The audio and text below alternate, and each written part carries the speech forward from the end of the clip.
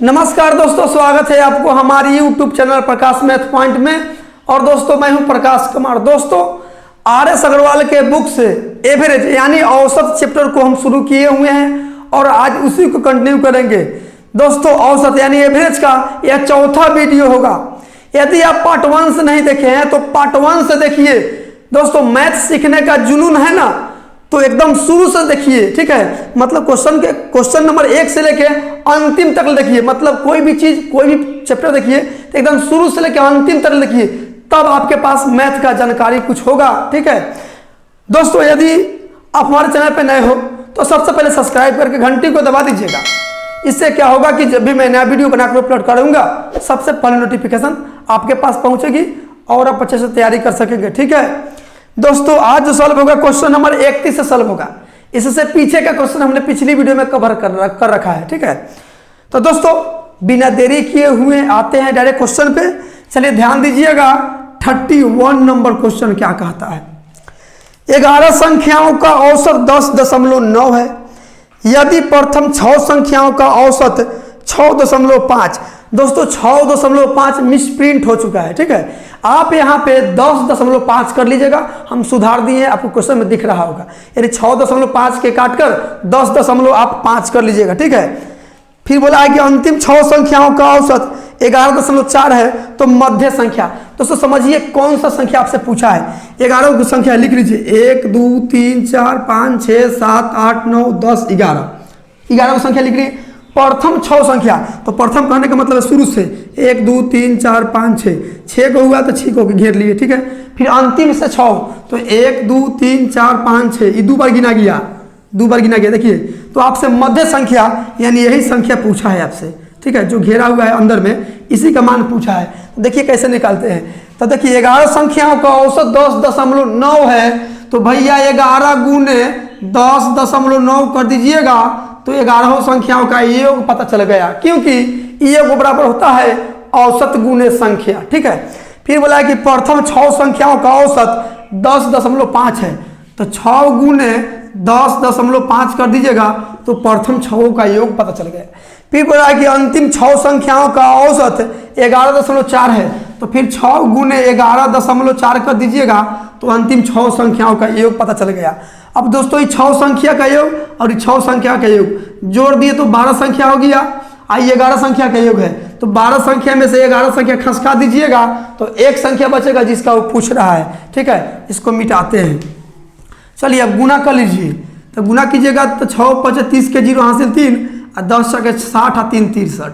दशमलव एक अंक बाद है तो आप भी यहाँ दशमलव बैठा दीजिए एक अंक बाद दाहिने तरफ से, प्लस 6 से गुना कीजिए। 6 चौके 24 हासिल 2, 11 6 66 और 2 68। दशमलव एक अंक बाद है तो आप भी यहाँ बैठा दीजिए, माइनस 11 9 99 हासिल 9, 11 तो 110 और 9 119। दशमलव एक अंक बाद तो आप भी बैठा दीजिए। अब जोड़ लीजिए, 4 और 0 4, 8 और 3 11, 6 6 12 1 13। दशमलव एक अंक बाद है तो बैठा दीजिए, माइनस 119.9।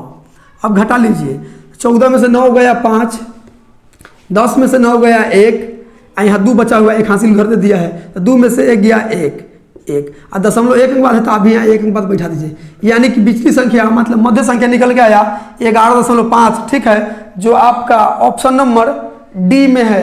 आते हैं अगली क्वेश्चन पे। मैं ना तुझे भूला सका। चलिए 32 नंबर क्वेश्चन क्या कहता है, ध्यान दिया जाए।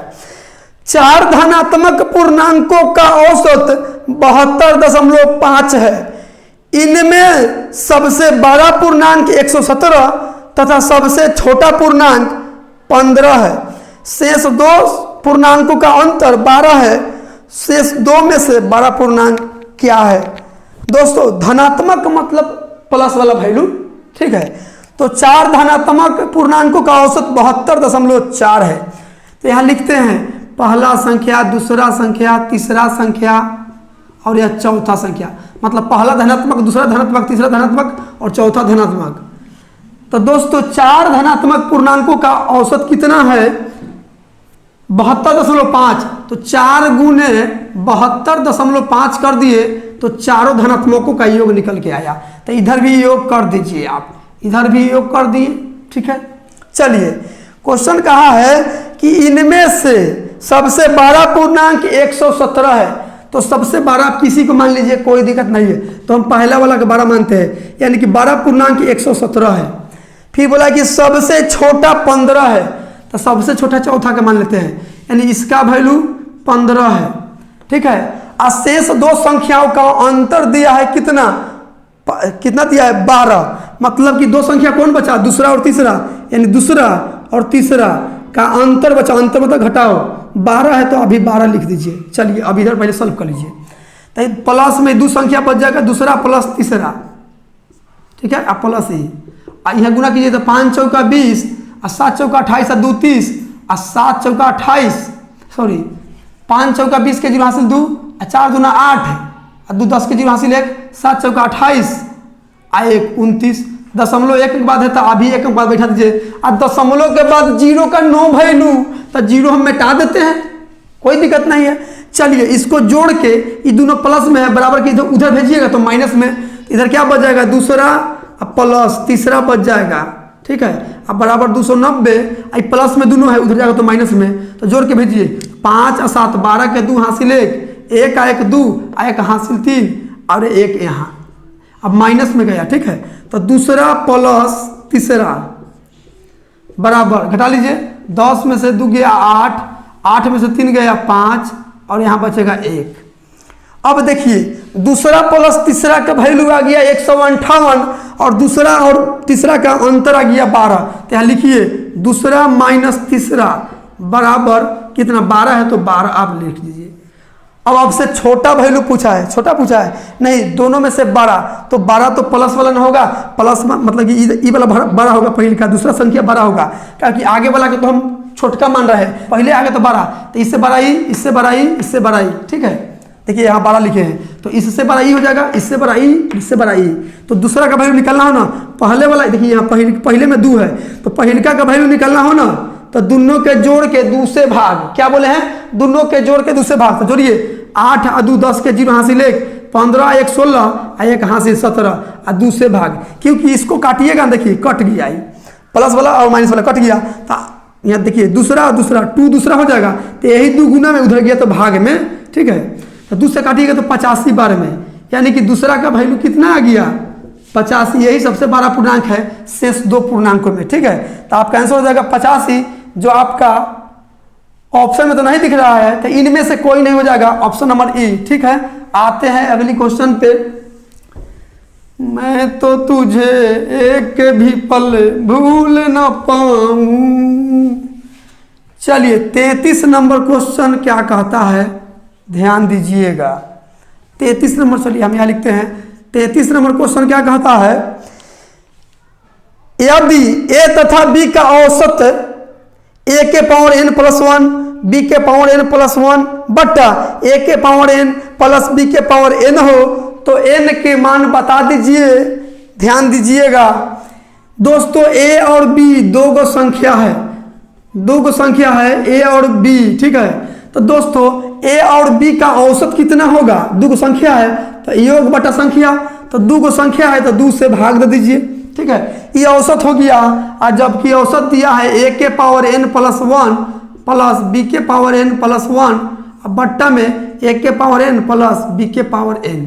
ठीक है, मतलब इस a और b का औसत इतना है, तो दोस्तों हम लोग निकालेंगे, दो गो संख्या है तो दोनों के जोड़ के दूसरे भाग, तो औसत इतना होना चाहिए, जबकि औसत दिया है इतना, तो दोनों तो औसत है a और b का ही, तो दोनों बराबर कर दिए। अब यहाँ से आपको से n के मान पूछ दिया है, तो भैया n के मान 4 गो ऑप्शन ए में ना होगा, तो ऑप्शन से बना दीजिए, बाई ऑप्शन यहाँ से। चलिए तो ऑप्शन नंबर ए क्या कहता है, ऑप्शन नंबर ए कहता है कि 0 रखिए ना, हम शर्त को पूरा कर देंगे। दोस्तों n का वैल्यू यहाँ डाल देंगे और सॉल्व करने के बाद में a प्लस बी बटा 2 आ जाएगा, तो n का मान सही है।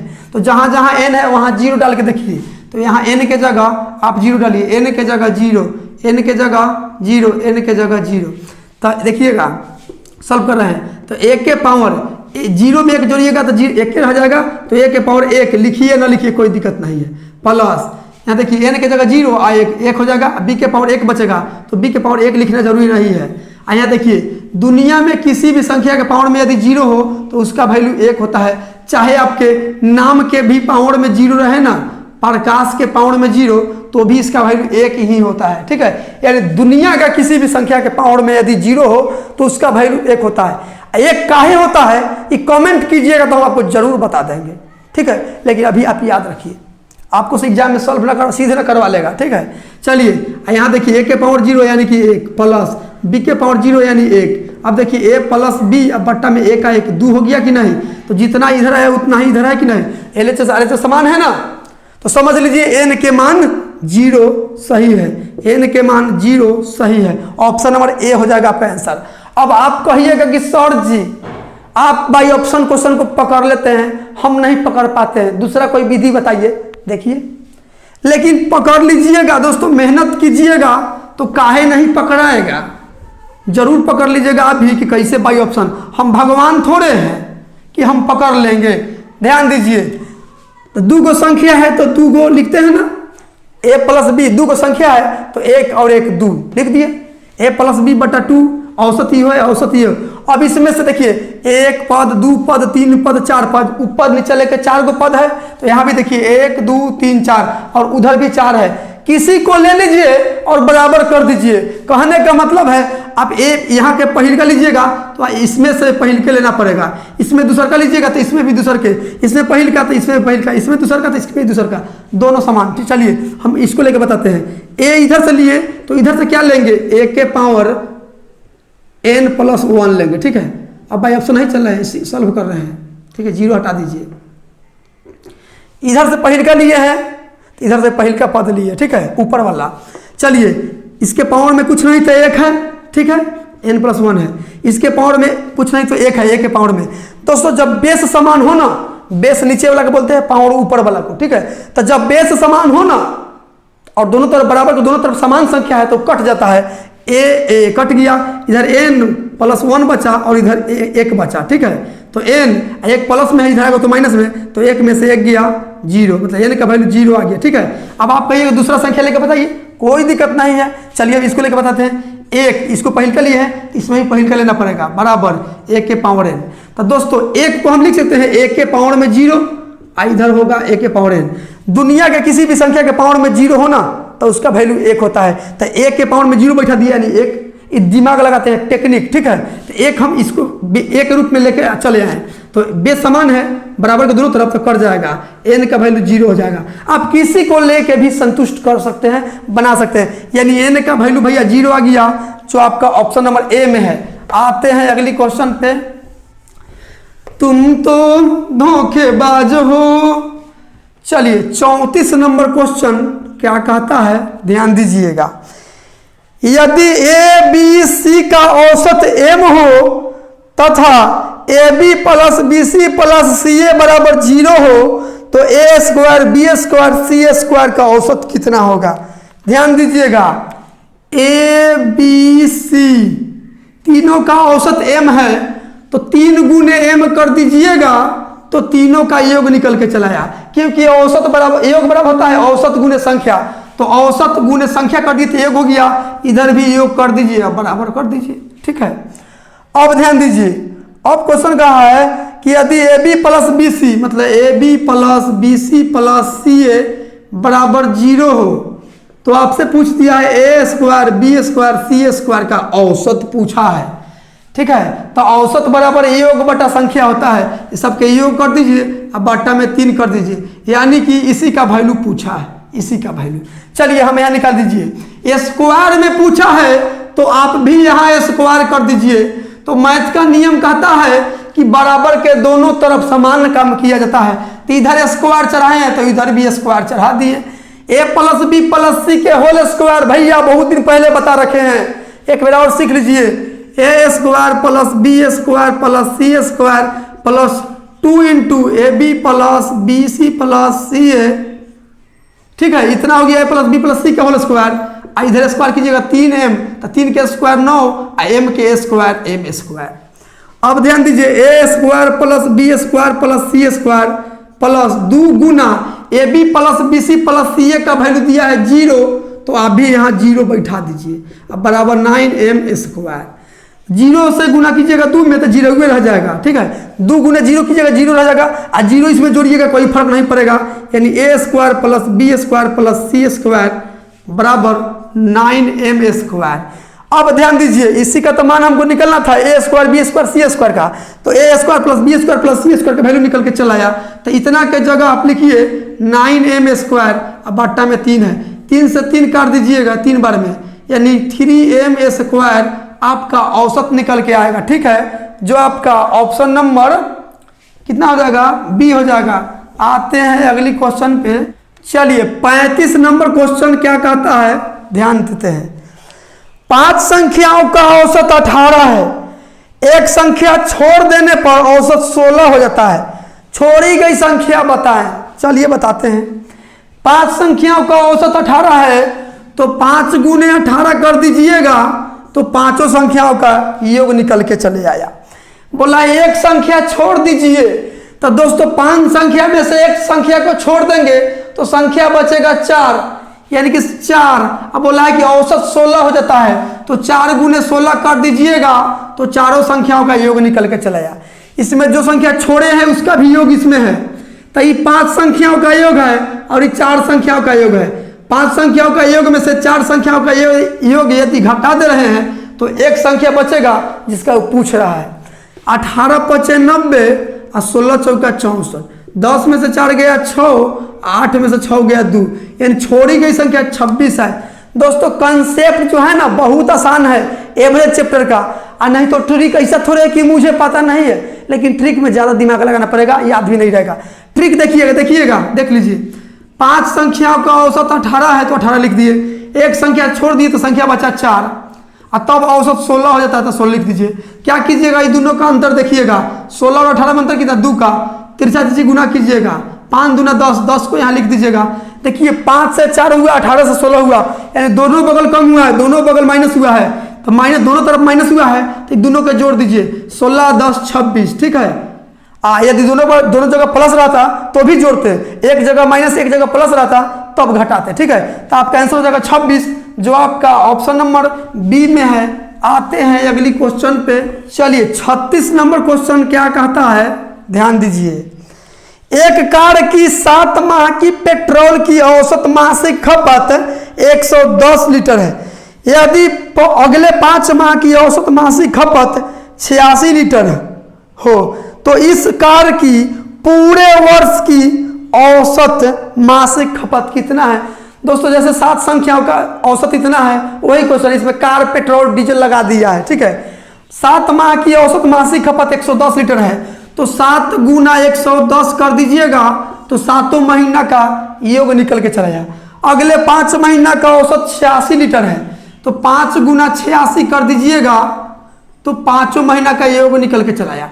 आपसे पूछा है पूरे वर्ष का, तो दोस्तों 7 महीना का योग और ये 5 महीना का योग जोड़ दीजिएगा, तो 12 महीना का योग हुआ। अब 12 महीना से भाग दे दीजिएगा, तो पूरे वर्ष का औसत मासिक खपत निकल जाएगा। अब गुना करके जोड़िए, 11 7 77 और 1 0, यहाँ 6 5 30, 8 5 40 और 3 43 प्लस, अब बट्टा में 12, तो 700 400 1100 और 70 और 30 100, यानी 1200, तो 1200 बट्टा में 12, ठीक है, एवरेज निकल रहा है। तो 12 से कटिएगा ये 100 बार में, यानी कि पूरे वर्ष का 100 लीटर प्रति औसत है, ठीक है, 100 लीटर। तो आपका आंसर हो जाएगा ऑप्शन नंबर बी। आते हैं अगली क्वेश्चन पे। मुझको वो तेरी बेवफाई मार डालेगी। चलिए 37 नंबर क्वेश्चन क्या कहता है। एक वर्कशॉप में कार्यरत सभी कर्मचारियों का औसत वेतन 8000 है, इनमें से 7 अभियंताओं का औसत वेतन 12000 तथा शेष कर्मचारियों का औसत वेतन 6000 है। इस वर्कशॉप में कार्यरत सभी कर्मचारियों की औसत कितनी है। दोस्तों एलिगेशन रूल, ठीक है, देख लीजिए 2 भागों में बांट दिया है। पिछली वीडियो देखे होंगे तो आपको दिक्कत नहीं होगा।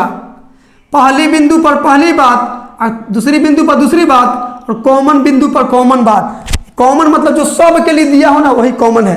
तो यहाँ ध्यान दीजिए, एक वर्कशॉप में सभी कर्मचारियों का औसत वेतन 8000 है, तो सभी वाला को बीच में लिखिएगा 8000, ठीक है। फिर बोला कि 7 अभियंताओं का औसत 12,000 है। 7 अभियंता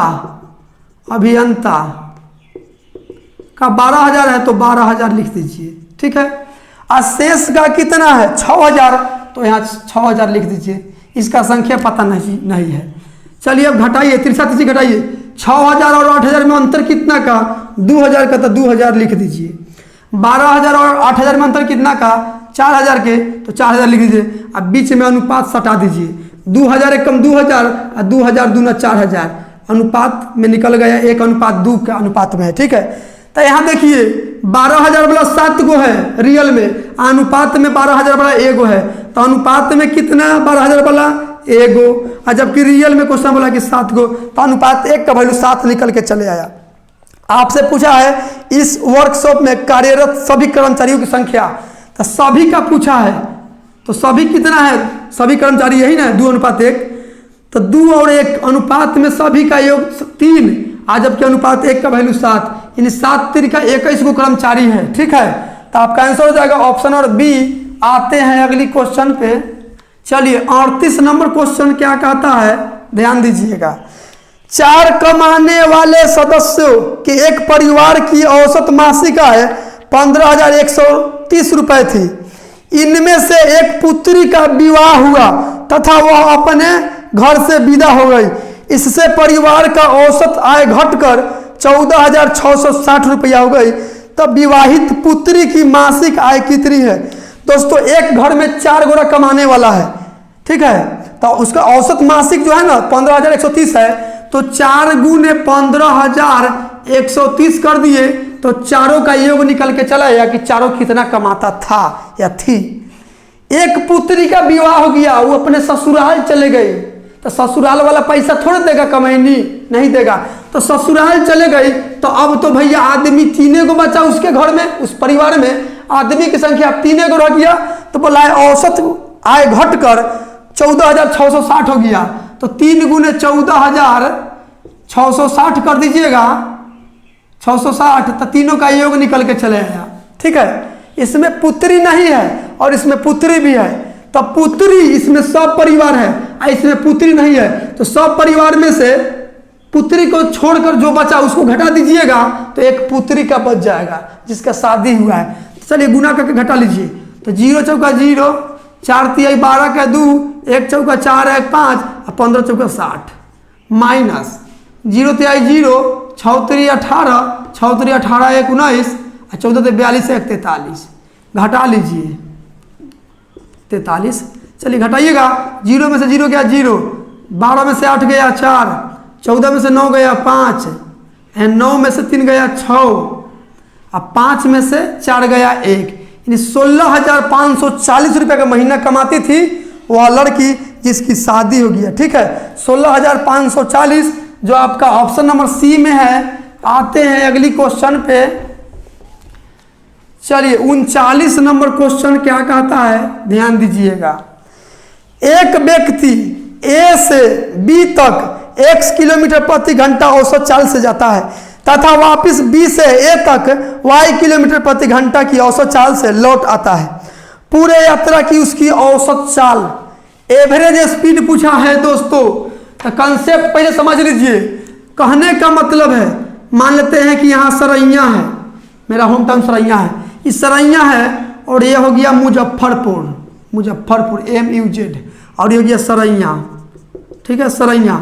तो दोस्तों कोई व्यक्ति सरैया से मुजफ्फरपुर जाएगा, सरैया से मुजफ्फरपुर गया है x किलोमीटर प्रति घंटा की चाल से और मुजफ्फरपुर पहुंच आया है, ठीक है, और फिर सामान लेकर मुजफ्फरपुर से सरैया की ओर आगे चल दिया है y किलोमीटर प्रति घंटा की चाल से और सरैया पहुंच गया है। तो देखिए सरैया से जाने में मुजफ्फरपुर की दूरी जितना तय किया है, फिर लौटने में भी उतना ही दूरी तय किया है। तो कहने का मतलब है जब एक ही दूरी को 2 अलग अलग चाल से तय करेगा तो औसत चाल बराबर फार्मूला लगा दीजिएगा, औसत चाल बराबर फार्मूला लगाइएगा 2xy बट्टा में x प्लस y, ठीक है। देखिए सरैया से जी मुजफ्फरपुर गया है, जितना दूरी तय किया है उतना ही दूरी तब मुजफ्फरपुर से सरैया आने में भी लगा होगा।